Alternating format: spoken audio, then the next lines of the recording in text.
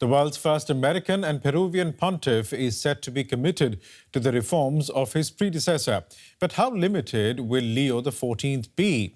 Pope Francis didn't formally change church doctrine for the LGBTQ community. He opened the door to blessings for same-sex couples. But he didn't relax celibacy rules for priests. Tensions could again erupt over whether to expand or roll back the reforms. We'll talk about that in a moment, but first, this report. Habemus Papam. White smoke billowed from the chimney of the Vatican's Sistine Chapel, signifying that a new pope has been chosen.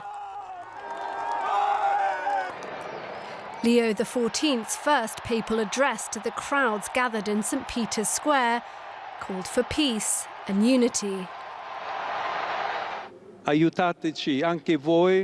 too, help us and then help one another to build bridges through dialogue, through encounters, uniting all of us to be one people, always in peace. The man chosen to be Pope is Robert Prevost. He is 69 years old and was born in Chicago. He became a priest in 1983. 3 years later, he moved to Peru, where he is known for his work with marginalized groups and poorer communities. Emotions were high among the tens of thousands of faithful outside the Vatican following the announcement. It's an exciting moment. I didn't expect it, and on such a sunny day, I feel a great energy in this square. I hope he will be a great successor to Pope Francis. My friend and I came to experience this historic moment, to feel that we have a shepherd again who accompanies and guides us. US President Donald Trump posted congratulations to the Pope on Truth Social, calling it a great honor for our country. Leo XIV was a close confidant of the late Pope Francis. He will now take over his role as the leader of 1.4 billion Catholics around the world.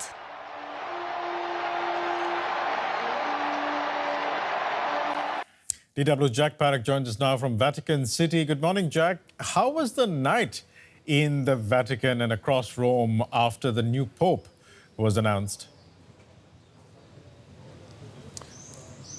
Well, of course, it was a buzz with the discussions of what this new Pope is going to mean. That initial moment when the white smoke came and then we had the Pope coming out onto the balcony.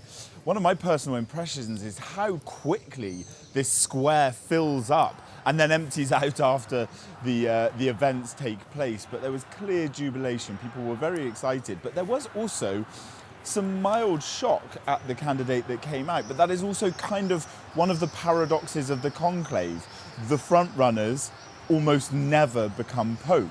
So it is the people that aren't so, it is the candidates and the suggested papable, meaning able to be Pope candidates that come out. And that's what we saw here. Robert Prevost, the first American to become Pope, speaks multiple languages and was sort of considered a compromise candidate. And that's what a lot of people have been saying around here as the discussions about what this means for the Catholic Church continue. Papable, that's a wonderful word. But stay on the line, Jack, because as we heard in that report there, Pope Leo became a citizen of Peru after working there as a missionary. And our colleagues in Lima asked people there about how they feel about having a new Peruvian Pope. Let's just first listen in.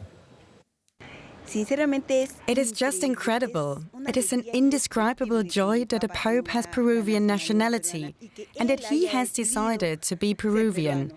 Definitely, Peru treated him well, and he comes from North America, and he decided to be Peruvian. And for us, that is a great joy and a great blessing. I was very happy, very excited, and I was even happier when I heard him speak on the balcony, because he mentioned Chiclayo, where he has been, and he mentioned Peru, and that made me very happy. I was moved to tears, and the truth is that I was just coming now to visit, to see if there is a Mass in his name, to be present. May he follow the example of the previous Pope, above all thinking of the people, of their welfare, praying always to improve every day, that he enlightens our leaders and those who vote also to have a better country. So, Jack, as we heard there, a pope who worked in Peru, is loved by the people there, and is now talking about making a missionary church. But are there limits to what he will be able to do? There are certainly some limits, but I think his own personal experience and focus on missionary work will help him to do that. He talked about continuing the reforms of the Vatican that Pope Francis had started in his 12-year tenure. So we expect that some of the work that's done is done through the synods, which are kind of councils within the Catholic Church, and he will continue to try and do that. It was really interesting, this connection to Peru as well. When he came out on the balcony, he spoke in Italian, which is what we expect from a pope. But he didn't, as the first American pope, speak in English, but he did speak in Spanish and mention that region of Peru where he lived. There's a lot of people discussing the fact that he in himself, although missionary work doesn't really sort of take this term very often, but he's kind of himself an immigrant pope. He grew up in the United States and then moved to Peru and has that passport. And there's a lot of discussion about what that means. We don't know what he will choose to do with his papacy. There's a lot more formalities. There's going to be a mass held in the Sistine Chapel this morning here, and that's where he'll focus to start with. He's also the first American pope. What's his stance on the Trump administration? Well, even in the last few weeks, he's been quite outspoken. He tweeted at the Vice President J.D. Vance on a sort of theological question over whether Jesus asks all his people to love everyone equally. J.D. Vance has sort of suggested that there's a hierarchy of love based on family values, etc. Donald Trump came out, the president, and said he congratulated him and said that it was a great honor for the United States. But a lot of the experts, a lot of the Vatican insiders and observers that I've been speaking to they've been telling me that they don't think necessarily that this is a sort of American-aligned pope. That's certainly not what the White House can expect. Bearing in mind that while the papacy is clearly a political position, his job, the new Pope Leo XIV, is to lead the Catholic Church on a spiritual and religious basis. Jack Paddock reporting from the Vatican City. Thanks so much. And let me welcome Francis Prevost to DW News and Executive Director at New Ways Ministry, a Catholic outreach that advocates for equity among LGBTQ people. Pope Francis stood up for the gay community. Will Leo do the same? I hope that he will. I think that we have a lot of hope that he will follow in Francis's footsteps. I'm not sure that he will be as strong an advocate as Francis was, but I think that he certainly won't do any harm to the LGBTQ community, as previous popes had done. Looking back a little, there was an address in 2012 where Pope Leo said he regretted that Western media expressed sympathy for beliefs and practices that contradict the gospel. That sounds more conservative than progressive. Yes, that was a disappointing quote to read, but I think that a lot can change in the 13 years that have passed since that time, and we're willing to give him the benefit of the doubt. We think that especially the influence that Pope Francis had on the Catholic Church in those intervening years, we are going to wait to see if the new Pope has a more welcoming attitude than he had back then. As I mentioned, Pope Francis didn't manage to actually change church doctrine on something like the LGBTQ community. Could Leo take us somewhere like that? I think that what Pope Francis did was that he opened the door for a new approach to LGBTQ issues. He didn't change doctrine, but he changed a more important thing. He changed the hearts and minds of many Catholics, including Catholic leaders, in their approach to LGBTQ topics.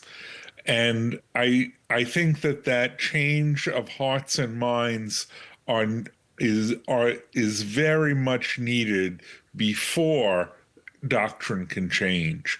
The Catholic Church is a very big church, and there's still around the world a lot of opposition to LGBTQ people, even among Catholic leaders. So I'm hoping that Pope Leo XIV will continue to educate church leaders, particularly about the wholeness and holiness of LGBTQ lives. So no matter how far Francis managed to get, do you think he has paved the way for perhaps something bigger? And do you think the Pope's opinion does still affect local churches when it comes to inclusion? I think that what a Pope does, more than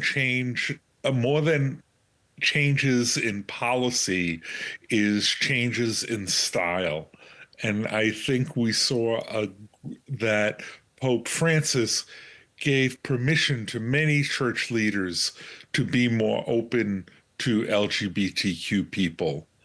And I think that Pope Leo will likely do the same, that if he listens to the LGBTQ community, if he takes on the attitude that all are welcome in the Catholic Church, then I think that he can influence local leaders to become much more inclusive. But even in countries where homosexuality is punishable by death? Yes, I think that even in those communities, a pope can have a strong power, a strong voice to help Catholics, particularly Catholic leaders, to see that as Pope Francis said, it is not a crime to be a gay person. Francis Prevost, Executive Director of New Ways Ministry, thank you very much for being on DW. I appreciate it. Thank you.